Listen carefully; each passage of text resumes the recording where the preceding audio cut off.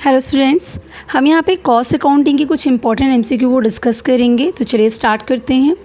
In process costing cost per unit increases because of. तो process costing में एक unit की कॉस्ट जो है वो किस वजह से इंक्रीज़ हो जाती है। ठीक है, तो ऑप्शंस हमारे सामने क्या है? Normal gain. तो गेन तो फ़ायदा है और फ़ायदे की वजह से यूनिट की कॉस्ट तो इंक्रीज़ होगी नहीं। नेक्स्ट ऑप्शन है normal loss and then abnormal loss and abnormal gain. तो इसका राइट आंसर क्या होगा? इसका राइट आंसर होगा नॉर्मल लॉस। क्यों? क्योंकि नॉर्मल लॉस होता है एक्सपेक्टेड लॉस, और एक्सपेक्टेड लॉस का क्या मतलब हो गया कि जो कंपनी है या मैन्युफैक्चरिंग कंपनी है वो उसे पता था कि इतना लॉस तो होगा ही होगा अगर वो प्रोडक्शन करेगा, लाइक 5% 10%, तो इतना लॉस एक्सपेक्टेड लॉस है। तो जो लॉस एक्सपेक्टेड होता है मींस नॉर्मल लॉस, उसकी जो कॉस्टिंग होती है वो गुड यूनिट्स के साथ बियर की जाती है। जो गुड यूनिट्स होती हैं वो बियर करती हैं उसकी कॉस्टिंग, इसीलिए यहाँ पे आंसर हो जाएगा आपका नॉर्मल लॉस। अब हम नेक्स्ट क्वेश्चन देखते हैं। नेक्स्ट क्वेश्चन क्या हो गया? When actual loss in process is less than the normal loss, the difference between the two is known as। तो जब एक्चुअल प्रोसेस कॉस्टिंग में आपका जो एक्चुअल लॉस है वो कम है किससे? नॉर्मल लॉस से। आपने नॉर्मल लॉस, मैंने जैसे पहले ही कहा कि आपको पता है कि एक्सपेक्टेड लॉस इतनी लॉस तो होगी। तो आपने एक्सपेक्ट किया था कि इतनी लॉस होगी, मान लीजिए आपने एक्सपेक्ट किया था कि 1000 की लॉस होगी और लॉस हुई सिर्फ 900 की। एक्चुअली जब आप प्रोडक्शन शुरू किए तो लॉस कम की हुई। तो इस तरह की लॉस से आपका क्या होगा? मतलब इस तरह के अगर डिफरेंस आ गए तो उसको क्या कहेंगे? Abnormal wastage, normal gain, normal wastage या abnormal gain. So answer is abnormal gain. क्यों? क्योंकि आपने एक्सपेक्ट नहीं किया था कि ऐसा होगा। आपने सोचा था कि 1000 तो लॉस में जाएंगी, लेकिन एक्चुअली जब प्रोडक्शन हुआ तो सिर्फ 900 का लॉस हुआ, 100 लॉस ही नहीं हुआ। तो ये तो मेरा लॉस जो मैं मान के चली थी वो लॉस था, लेकिन फिर भी वो लॉस नहीं हुआ। तो मेरा कैसा हो गया? एबनॉर्मल गेन, अनएक्सपेक्टेड गेन हो गई हमारे लिए ये, राइट। अब हम नेक्स्ट क्वेश्चन देखते हैं। नेक्स्ट क्वेश्चन है आपका, when actual loss in process is more than the normal loss, the difference between the two known is. तो जब क्या हो गया? एक्चुअल आपने जितना लॉस एक्सपेक्ट किया था उससे ज़्यादा एक्चुअली में लॉस हो गया। आपने सोचा था 1000 का, जब प्रोडक्शन हुआ तो 1200 का लॉस हो गया। तो ये अनएक्सपेक्टेड लॉस था। तो जब भी चीज़ें अनएक्सपेक्टेड होती हैं ना तो वो एबनॉर्मल की कैटेगरी में चली जाती हैं। जो चीज़ें एक्सपेक्टेड होती हैं वो नॉर्मल की कैटेगरी में हो गई। तो एबनॉर्मल हो गया ये, क्योंकि आपका अनएक्सपेक्टेड था कि ऐसा हो सकता है, हमने सोचा था कि इतने का और इससे ज़्यादा हो गया। तो इस सिचुएशन में जो आंसर होगा वो क्या हो जाएगा? Abnormal wastage. तो जब भी इस क्वेश्चन को सॉल्व करिए तो ध्यान रखिएगा, अगर एक्सपेक्टेड लॉस है या एक्सपेक्टेड गेन है, आपको पता है ऐसा होगा, तो एक्सपेक्टेड है तो वो नॉर्मल चीज़ें हो गई। अनएक्सपेक्टेड होती है तभी वो एबनॉर्मल होता है। नेक्स्ट क्वेश्चन हम देखते हैं। Input in a process is 10,000 units and normal loss is 5%। तो एक प्रोसेस में जो इनपुट था वो 10,000 यूनिट्स का था और ये माना गया था कि 10,000 यूनिट्स में से 5% का लॉस उसको नॉर्मली होगा, नॉर्मल लॉस है। When finished output is the process is only 9,006 units there is as. तो उन्होंने कहा कि जब पूरा प्रोडक्शन कंप्लीट हुआ तो जो फिनिश्ड आउटपुट हमारे सामने आया उस प्रोसेस से, उसमें हमें 9,600 यूनिट्स का हुआ। तो आप बताइए कि क्या है ये? एबनॉर्मल लॉस हुआ 100 यूनिट्स का, एबनॉर्मल गेन हुआ 100 यूनिट्स का, नो एबनॉर्मल गेन और लॉस, या none of these. So basically पहले तो हमें नॉर्मल लॉस पता कर लेना चाहिए यूनिट्स में। तो अगर 10,000 यूनिट्स थी और नॉर्मल लॉस कह रहा है 5%, तो इसका मतलब कितने का लॉस हो गया? तो 10,000 का 5% निकालेंगे 500। तो इन्होंने माना था कि 500 का लॉस तो होगा, है ना। 500 यूनिट्स जो होंगी वो लॉस हो जाएंगी, बेकार हो जाएंगी 10,000 में से। तो अगर इन्होंने इतना माना था कि 500 बेकार होंगी, तो इसका मतलब ये प्रोडक्ट कितना यूज़ सोच रहे थे कि उसका इनका फिनिश्ड आउटपुट कितना होगा? 9,500।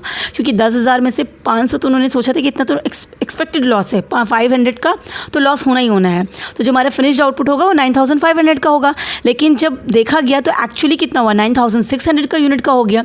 मतलब आपने 100 यूनिट एक्स्ट्रा प्रोडक्शन कर दी, जितना आपने सोचा नहीं था। आपने सोचा था कि 500 का लॉस होगा, लेकिन एक्स्ट्रा आपका फ़ायदा हो गया। तो इस तरह से अनएक्सपेक्टेड फ़ायदे को क्या कहेंगे हम? एबनॉर्मल। कितने से हुआ? 100 से हुआ। So answer will be abnormal gain of 100 units, option B. Next question देखते हैं। Which of the following item is not included in cost account. इनमें से कौन सा ऐसा आइटम है जो कॉस्ट अकाउंट में इंक्लूड नहीं होगा? ठीक है, तो under writing commission, interest on capital, bad debt, all of the above. So answer will be all of the above. क्यों?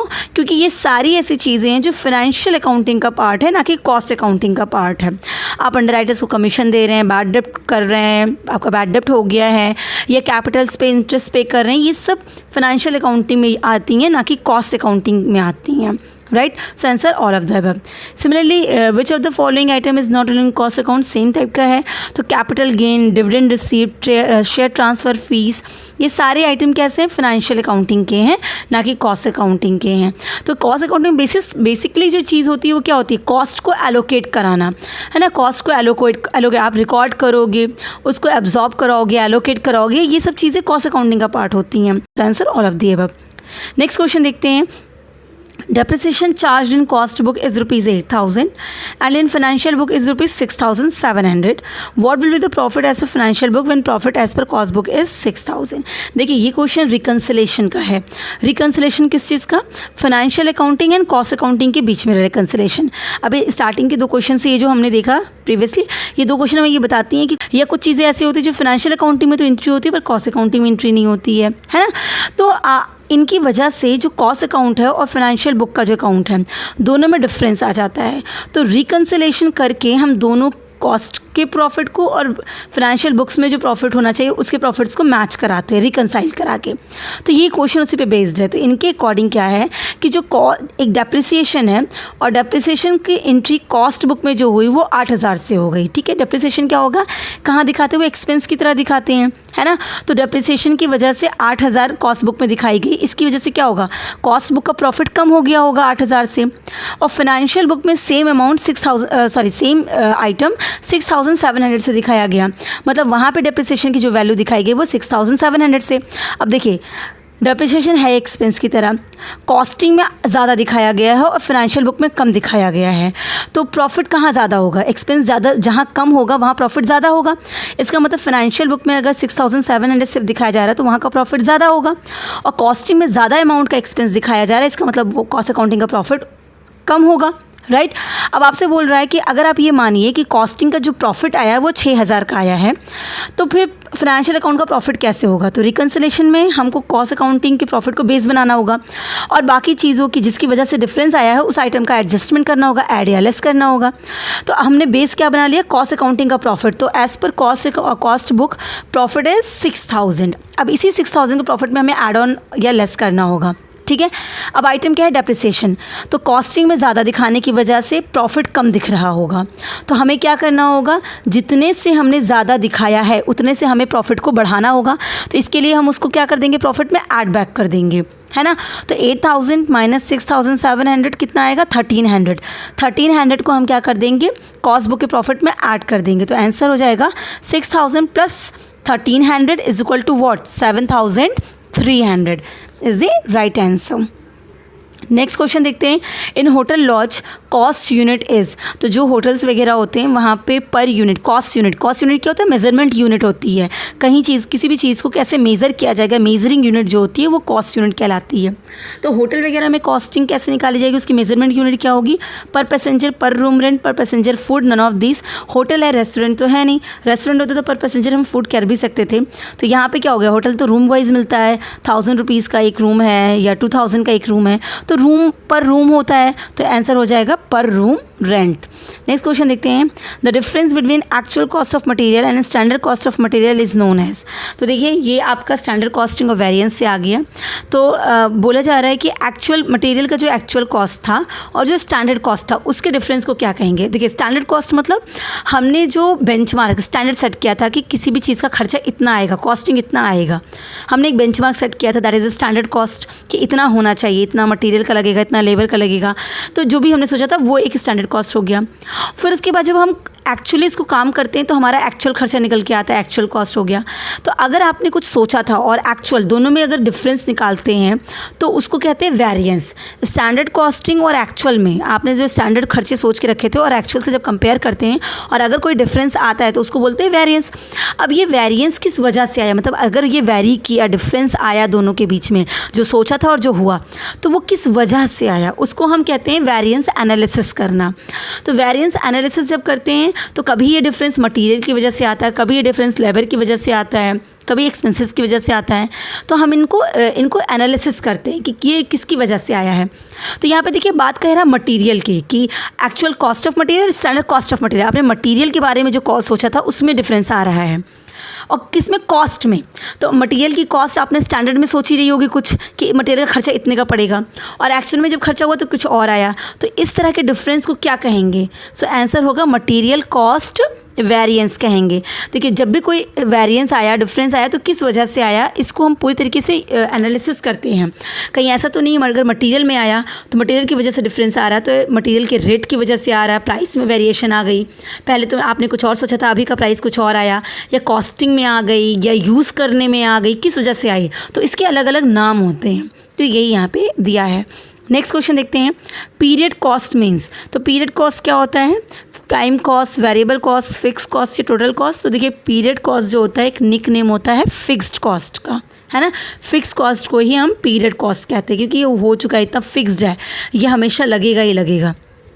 नेक्स्ट क्वेश्चन देखते हैं बीईपी। बीईपी क्या होता है? Break even point. तो break even point is the point at which, तो BEP वो एक पॉइंट होता है जहाँ पे क्या होगा। देखिए बीईपी का मतलब होता है कि नो प्रॉफिट नो लॉस, एक ऐसा पॉइंट जहाँ पे ना प्रॉफिट होगा ना लॉस होगा। तो आपको बताना कि इसमें से कौन सा से सही है।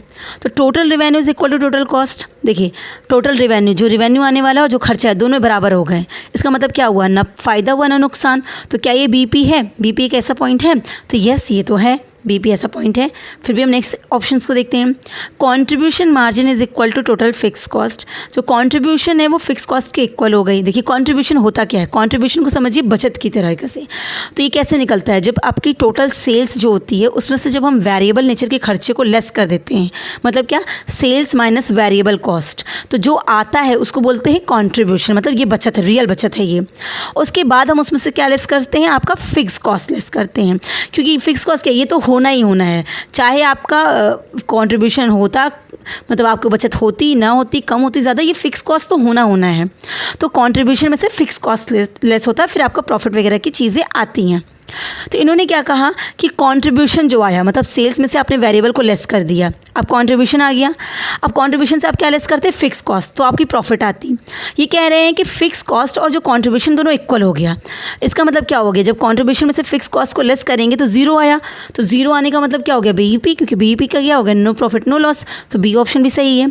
नेक्स्ट क्वेश्चन है, नेक्स्ट ऑप्शन है there is no profit no loss, तो हाँ ये तो बीईपी है ही है। So answer will be all of the above. Next option देखते हैं, बीईपी इन रुपीज़। तो बीईपी इन रुपीज़ का क्या ऑप्शन होगा? तो देखिए ब्रेक इवन पॉइंट्स के फॉर्मूले होते हैं। तो ब्रेक इवन पॉइंट्स क्या होता है ये तो हमने बता दिया। तो यहाँ पे ऑब्वियसली ब्रेक इवन पॉइंट में फिक्स कॉस्ट इंपॉर्टेंट है और कंट्रीब्यूशन बहुत इंपॉर्टेंट है। और कंट्रीब्यूशन जो होता है ये आपके पीवी रेशियो वगैरह कैलकुलेट करते हैं। तो यहाँ पे जो भी हमारी चीज़ पास ऑप्शन है उसमें सभी जगह फिक्स कॉस्ट और पीवी रेशियो को बेस बनाया गया है। और पीवी रेशियो क्या होता है? Profit volume ratio. Profit volume ratio आता कैसे कि इतने वॉल्यूम में इतना प्रॉफिट हुआ। ये प्रॉफिट क्या होता है? बचत वाला प्रॉफिट होता है। तो बचत वाला प्रॉफिट मतलब फिक्स कॉस्ट को कंसीडर नहीं किया गया। इसका मतलब क्या होगा?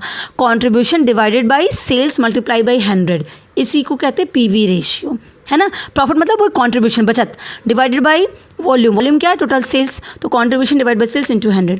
तो कह रहा है कि आप बताइए कि बीपी क्या होगा, और आपको पता है कि कंट्रीब्यूशन में से फिक्स कॉस्ट लेस करेंगे तो आ जाएगा। तो आंसर क्या होगा? Fix cost divided by PV ratio, fix cost divided by PV, तो ये आपका बीपी आ जाएगा। तो आज हम इतने क्वेश्चंस लेंगे और नेक्स्ट में हम और क्वेश्चंस इसमें डिस्कस करेंगे। So wish you all the best, thank you so much.